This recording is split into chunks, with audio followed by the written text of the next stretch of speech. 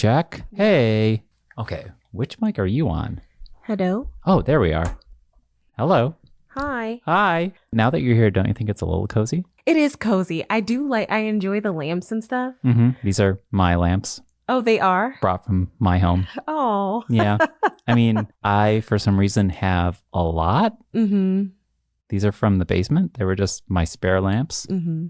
That's not a normal thing to have spare lamps. I don't think that's a thing. I don't think it's, I have 2 lamps that were gifted to me that I'm taking everywhere. Mm-hmm. They're not necessarily spare. I did have spare lamps, but they were ones that my parents gave me when I first moved in that I hated. Mm-hmm. And so I just gave them away to friends. Mm-hmm. But yeah. Someone was criticizing my lamps actually recently. Really? Yeah, they were throwing shade.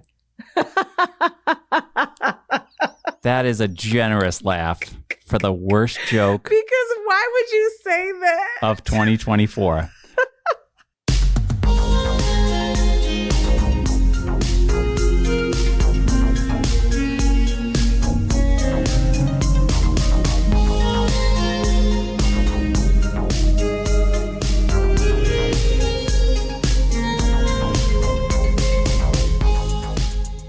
It's a Little Too Quiet, the Ferndale Library podcast, brought to you by the Friends of the Ferndale Library. I'm Jeff Milo, and this week, staff are coming to the microphones to tell you about their favorite books of 2024. Now, it could be considered a best-of episode, or it could be just personal recommendations.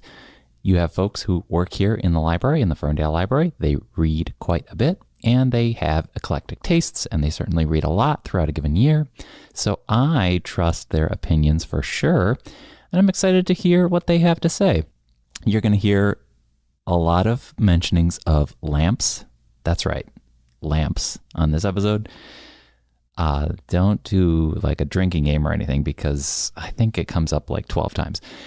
Because we moved into a new recording space. Not that you need to know that. It's an audio medium, but we have a little cozy space now here in the library. And anyway, you're going to hear enough about those lamps. Stick around for the end of the episode, and I'll tell you about my own favorite book. And let's see, it's middle of December, and our podcast's co-host, Mary Graham, should be back very, very soon now. And even though she's not on this episode, I will ask her in future episodes what her favorite book of the year is. Anyway, stop in the library. Before we really get to this episode, stop in the library if you're in the Ferndale area. Let us know what your favorite book is. You can also email us at podcast@fadl.org. Let us know. Find us on social media at Ferndale Library. And comment. Let us know. Anyway, let's get started. We'll start off with something a little cozy. And then we'll get into some sci-fi, and then we'll get into literary fiction, and then we'll go all over the place. All right. Here we go.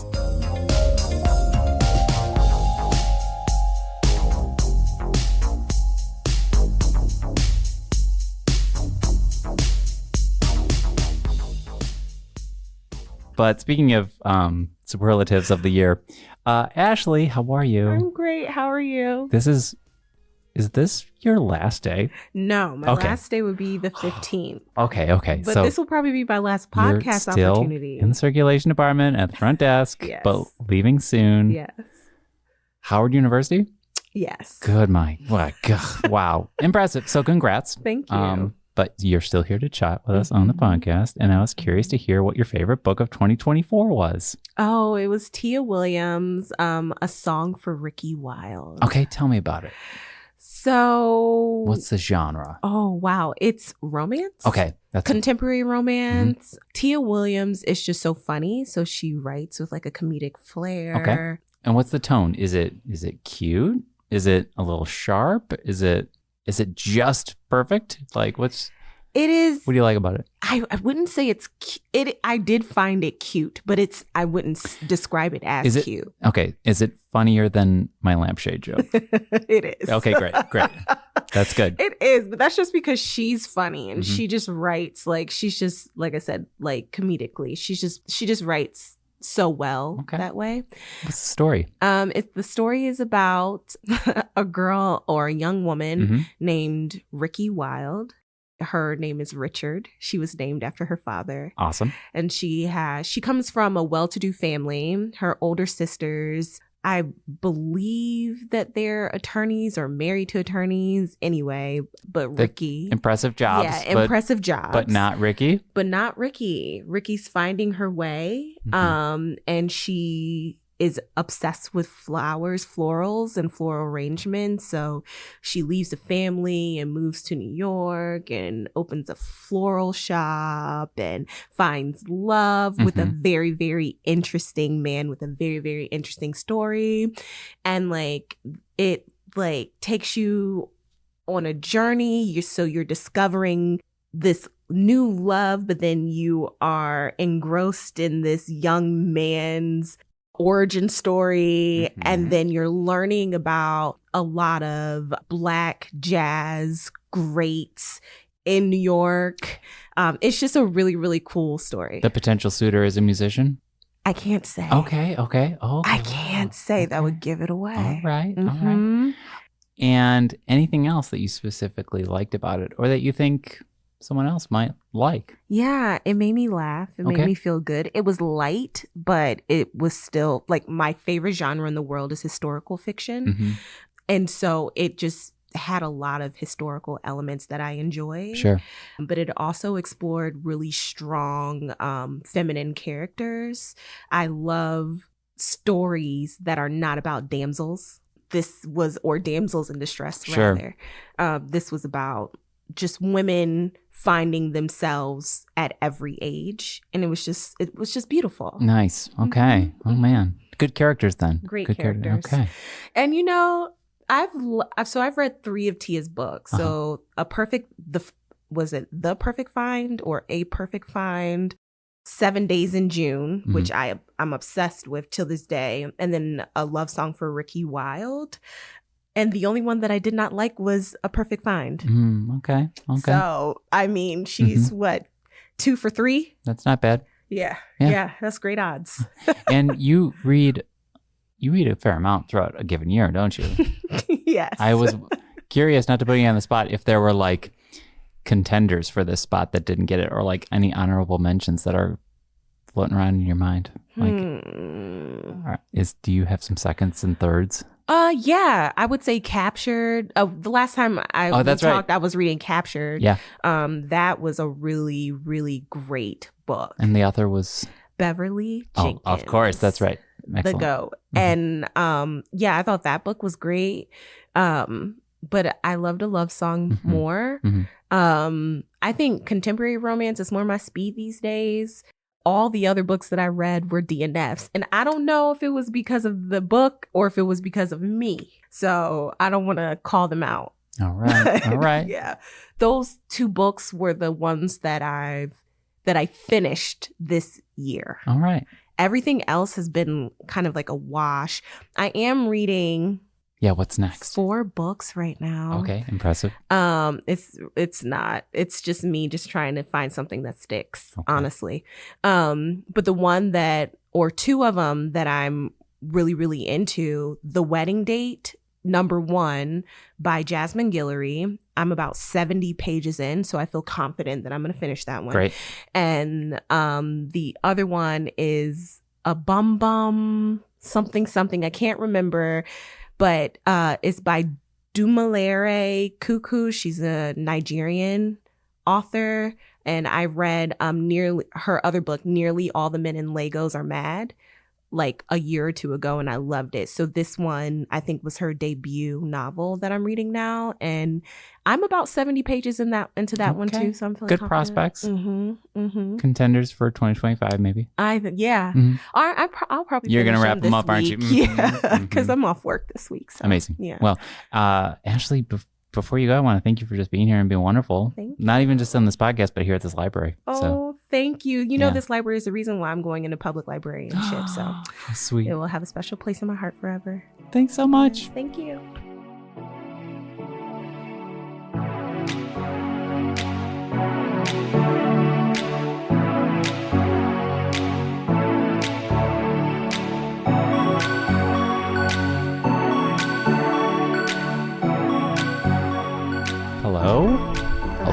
Hello.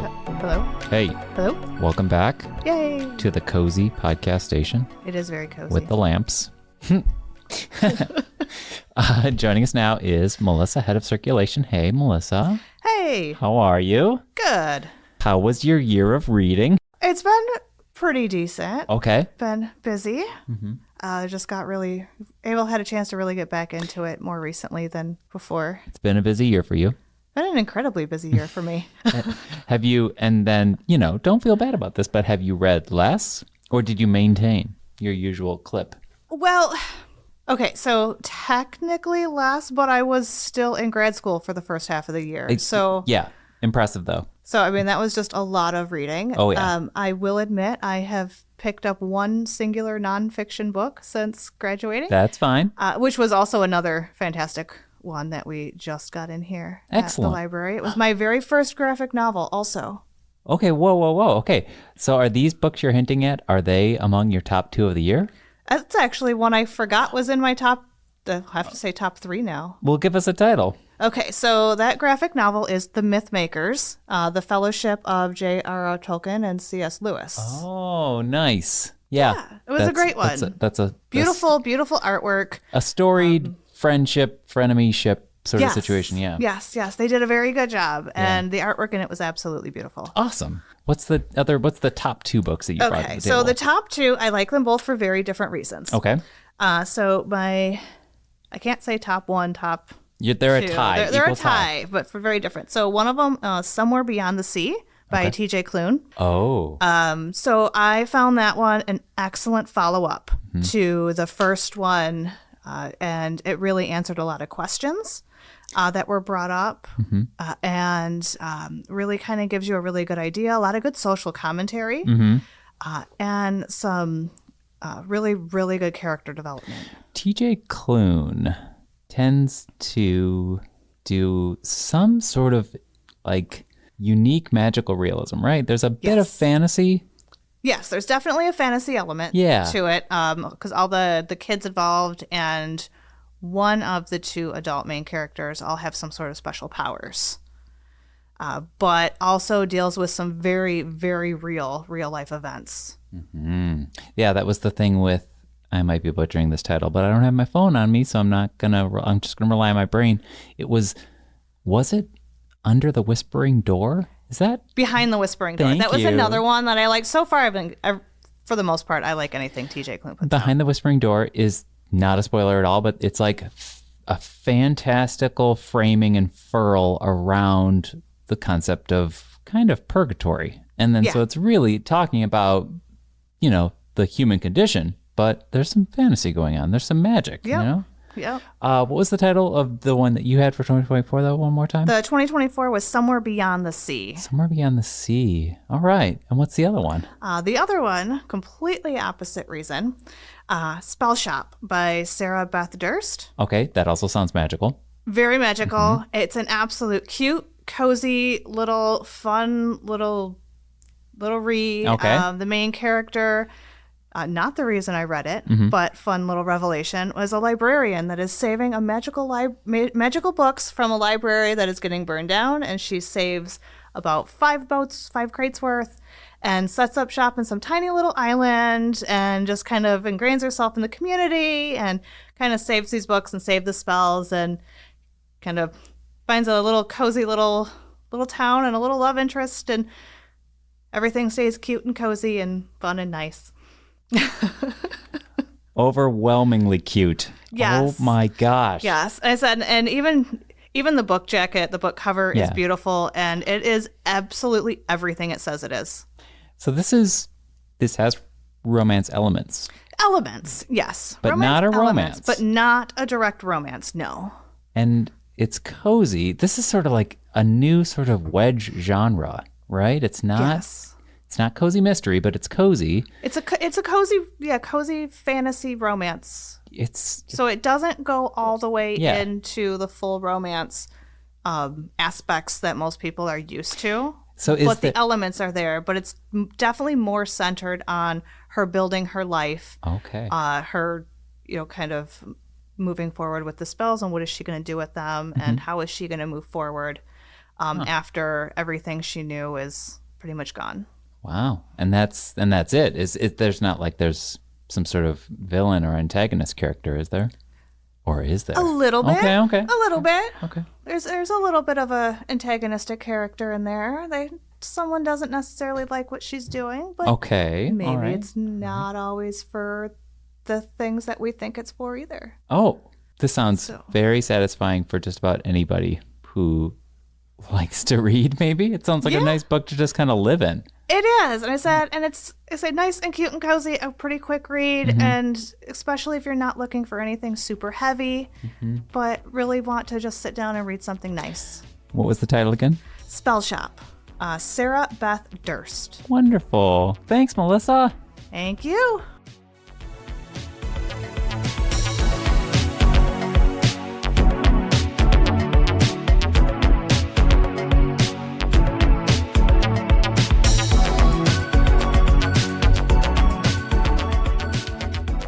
Safety first. It's very important, and especially with the weather turning any darker.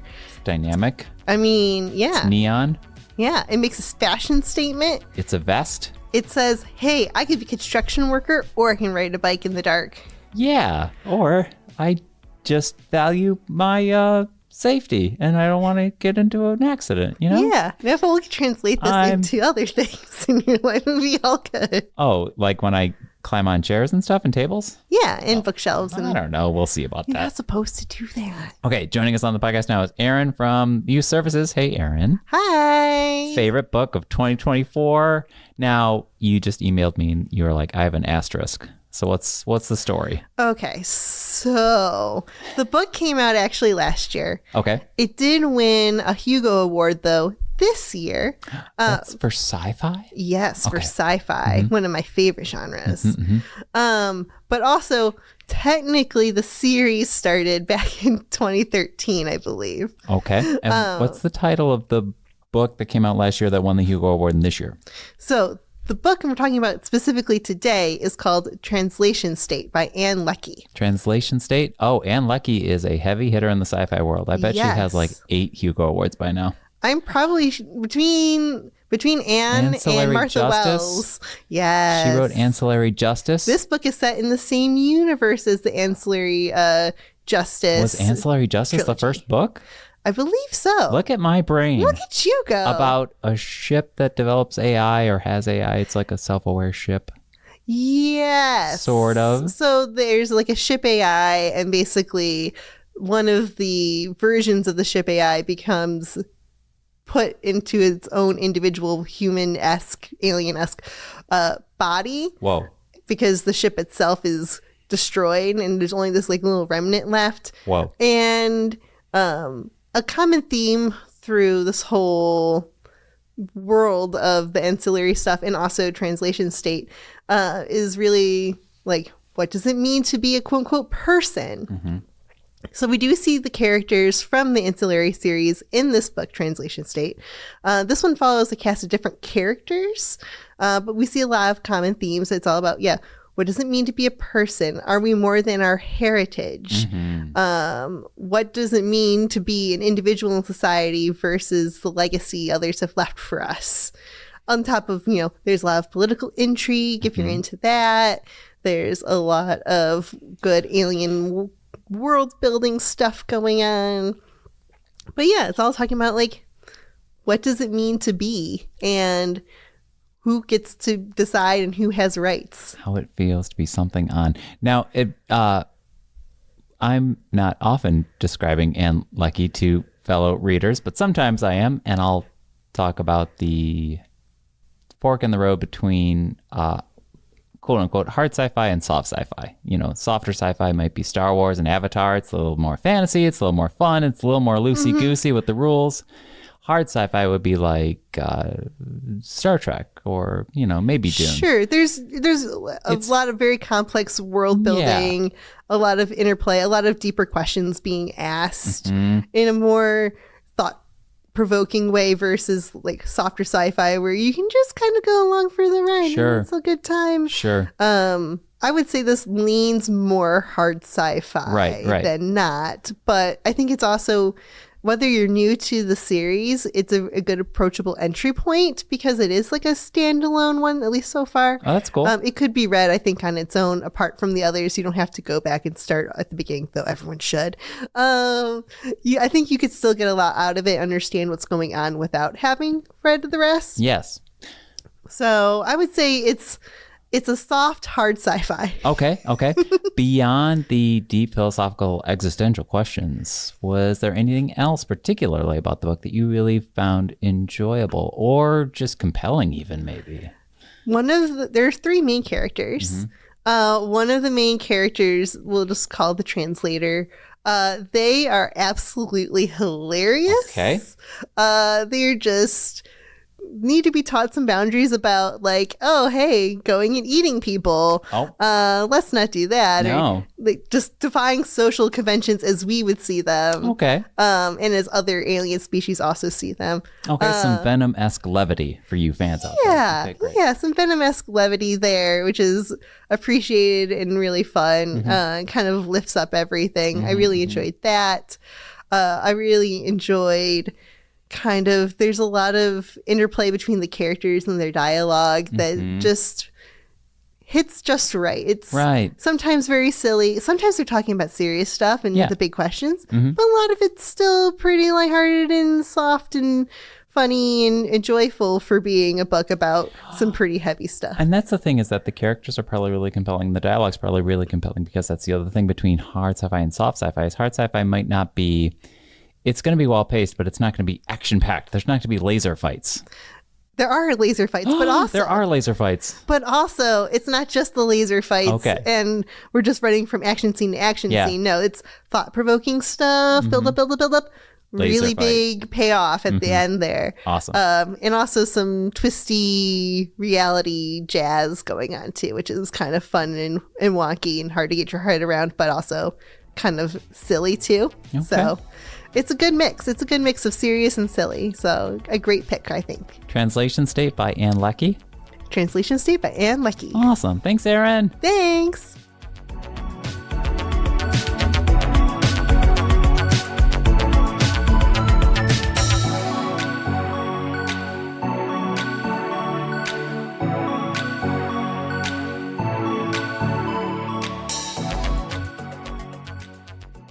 All right. Hello. Joining us from the reference department, librarian, is Susan. How are you, Susan? Fine, thanks. So, what was your favorite book of the year?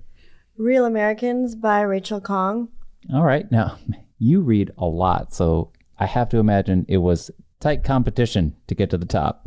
Yes. Tell us about this one. This year I've read, I think it's 18 books now. So. All right. But this one, it was published in April. Okay. So it is April 2024, a current pick for the year. And it is the story of a grandmother, a daughter, and then a son and grandson, and sort of the family saga of the three people. The book it's divided into three sections. So first you meet the woman who, she's the daughter of the woman who's the third part of the book is about, and then her son is the one that the middle section of the book is about.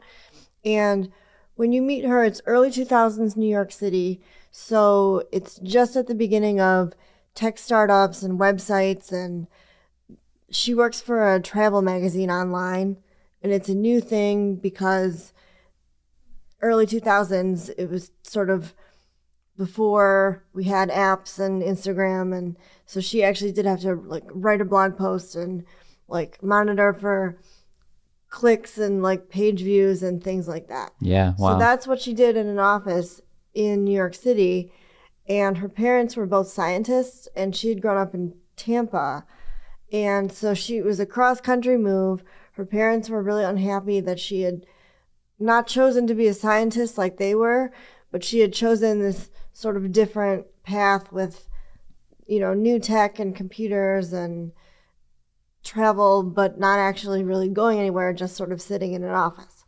So she is just starting out. It was sort of like friend, like New York City, and her life was just kind of, she wasn't sure what she wanted to do. She just had this job and it was kind of dead end. And she went to her company's Christmas party and she ended up meeting someone there. And then, as it turned out, then her part of the story morphed into the love story between this woman and then this guy that she met. And then you sort of get the picture as you keep going that like she comes from a very different background than the guy that she meets, and he doesn't want to let her know that his family is very wealthy and they have all these, they had some dealings in business and medicine and science that he was trying to keep under wraps, so he didn't even really tell her a lot about himself at first.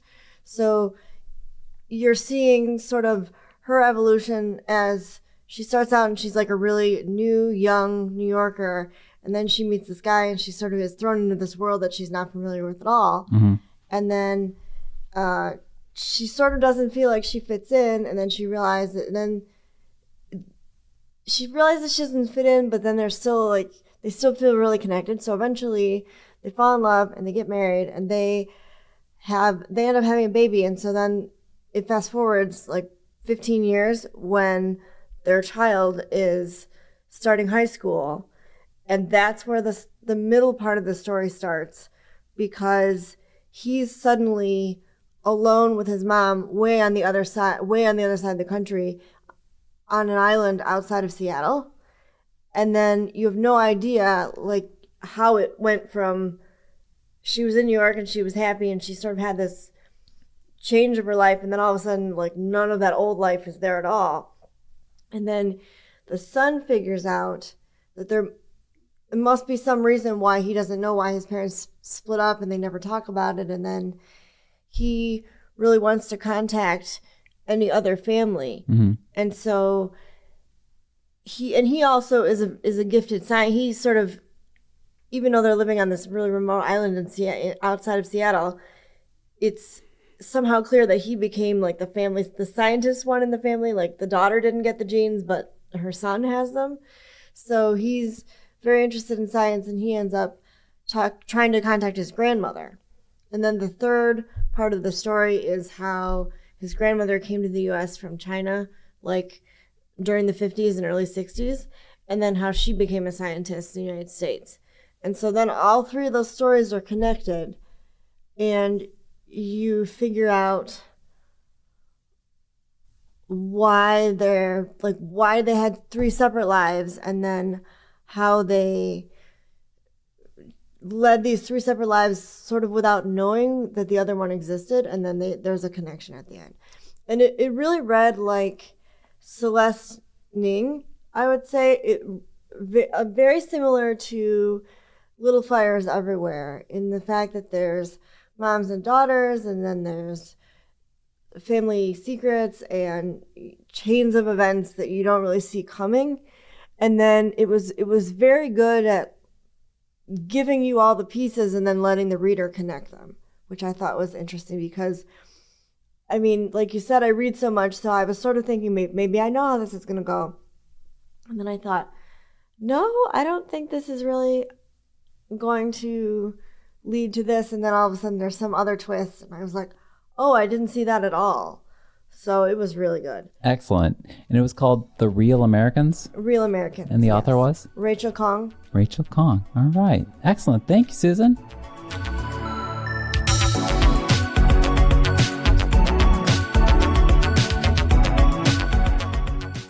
Well, we are a real library, and our librarians are at the desk.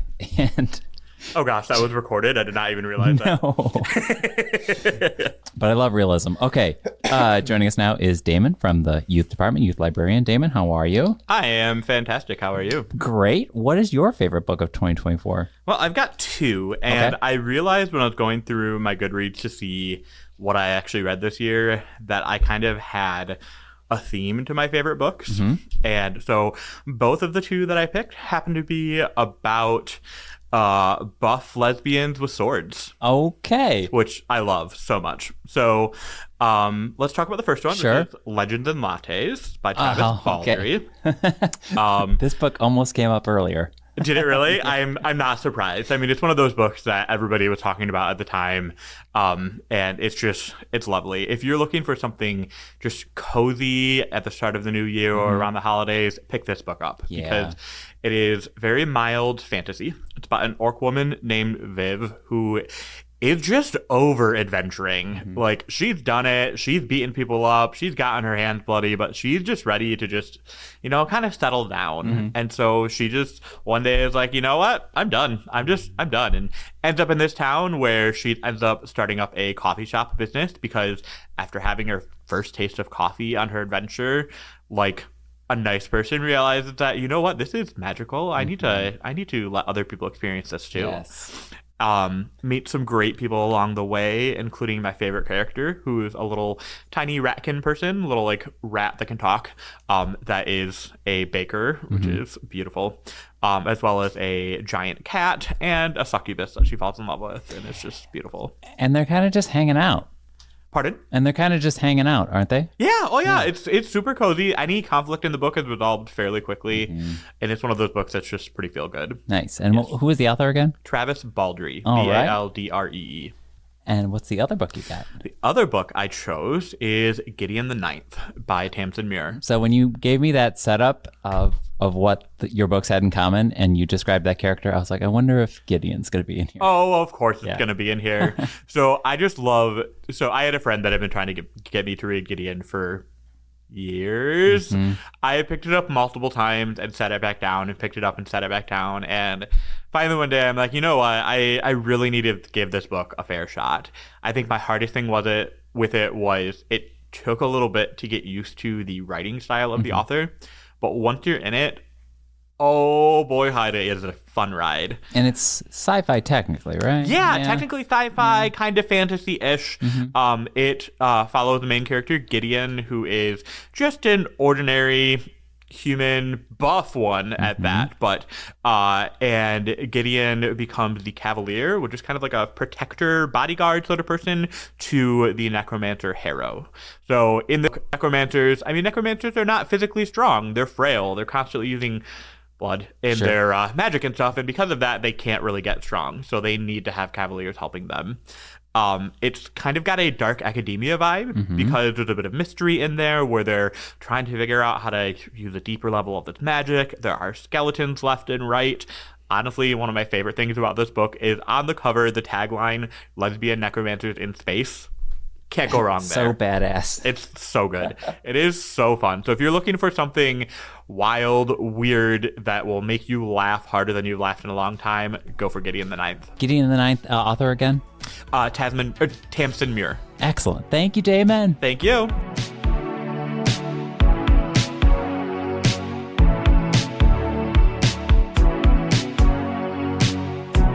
Welcome to our cozy little podcast area.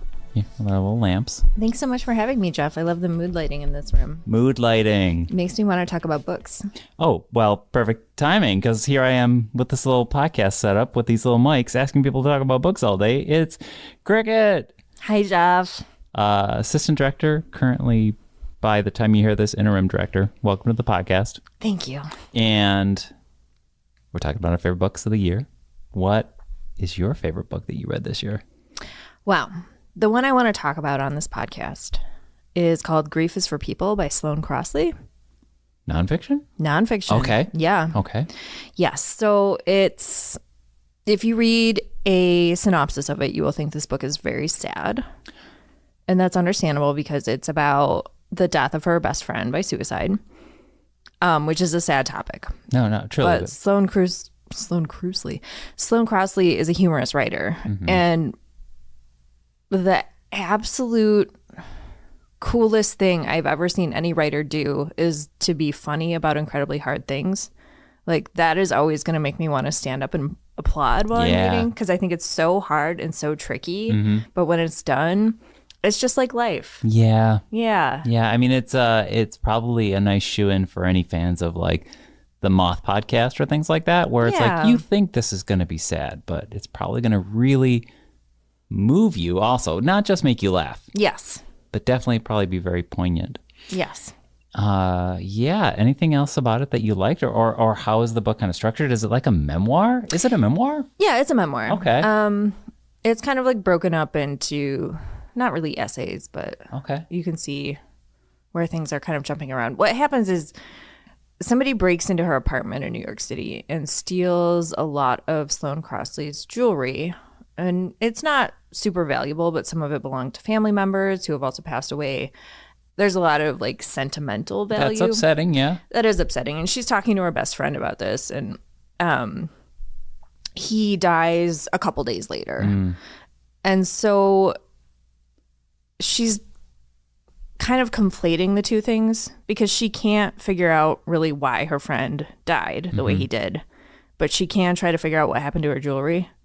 So it's almost like she goes on a quest to try to find her jewelry. Yeah, because that, I wouldn't want to diminish anything, but that is a form of grieving when you lose something really, really special to you. Just when you Yeah. lose something, that could be Yeah. grieving. Yeah. And that's like a thing you can do. Yeah. Whereas she can't go and find her friend, right? Right. He's gone. Right.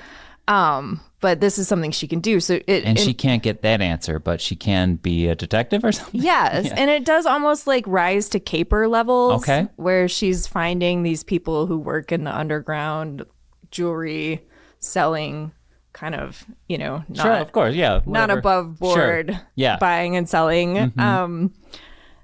So that part almost becomes very humorous. And the whole time she's doing it, she's thinking, why can't I let this go? Why can't I let this go? And it's because her friend is dead. And I read a lot of memoirs about grief, right? It's a very universal experience. Everyone's going to have it at some point or another. But this one was really different. It was so different and it rang so true for me. So I loved it. And likely well written. If she's a comedian, she's probably. Yes. Yeah. She has other books of essays that are not about death that came out in previous years. One was called I Was Told There Would Be Cake. Oh, right. One's okay. called Look Alive Out There. Oh, yes. It has bear in the title. I don't remember exactly I was told what it there is. would be cake was highly popular, highly Yeah. regarded. Yeah. So this book came out this year. Yeah. It came out in spring. All right. Yep. And the title was Grief is for People? Grief is for people. Does she not... Because she's saying grief is for people, not for things. Yeah. Okay, I see. But it's also grief is for people because every people Right. out there is going to have a Right. grief. Ugh. So it works on a couple levels. All right. All right. Thanks, Cricket. You're welcome, Jeff.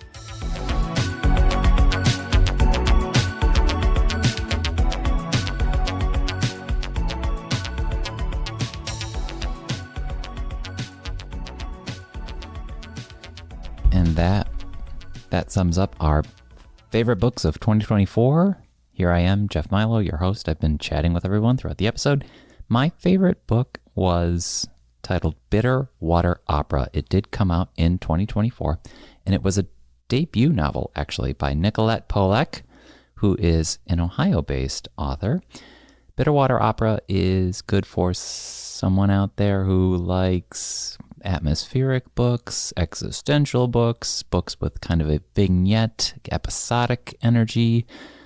It's maybe not a plot-heavy book, but it's also a short book, and you could maybe even read it in like 2 days or less. It is starting off in kind of a generational story. It starts off in the late 60s. There's this dancer, Marta, and her husband, and they're traveling through Death Valley, the Death Valley Junction, and they come across an abandoned theater. How exciting, very cinematic. And Marta decided right then and there that it was her theater. She starts, I guess you would say, unceremoniously squatting inside the theater, but she kind of turns it into her own private studio. She starts painting her ideal audience on its walls, and she starts dancing her own dances on the stage. And she inhabits that place until she dies 5 years later. And then in the present day, her granddaughter, Gia, has just gotten out of a relationship. She's taken leave from her job in film studies at a university. She is, kind of in a real what's my life gonna be kind of state, kind of in a fog, maybe you might say.